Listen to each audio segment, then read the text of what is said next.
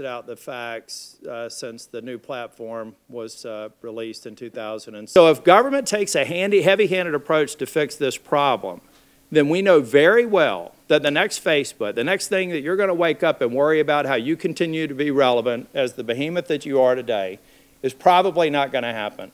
So I think that there's probably a place for some regulatory guidance here, but there's a huge place for Google, Snapchat, Twitter, all the other social media platforms to get together and create standards. Thank you for being here. Thank you, Senator Tillis. Senator Harris. Thank you. How much revenue did Facebook earn from the user engagement that resulted from foreign propaganda? What we do know is that the IRA, the Internet Research Agency, the Russian firm, ran about $100,000 worth of ads. I can't say that we've identified all of the foreign actors who are involved here, so I can't say that that's all of the money, but that is what we have identified. I think you're a really smart guy. And I think you have built an extraordinary American company. And you've done a lot of good. Some of the things that you've been able to do are magical.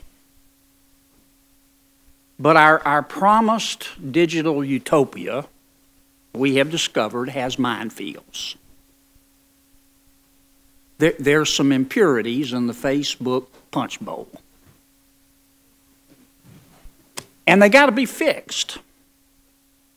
And I think you can fix them. Try to lay it out for you from my point of view.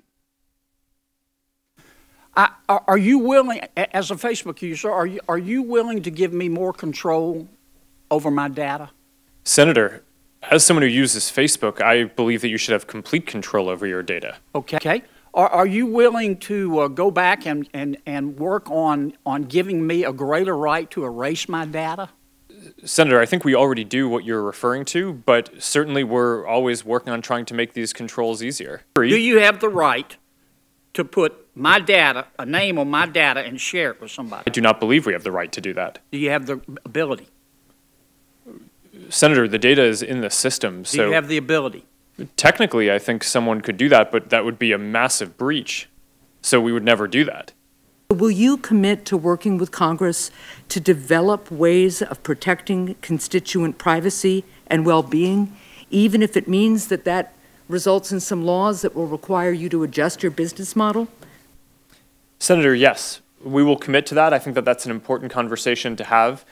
Our position is not that regulation is bad. I think the internet is so important in people's lives, and it's getting more important. Yep. The expectations on internet companies and technology companies overall are growing.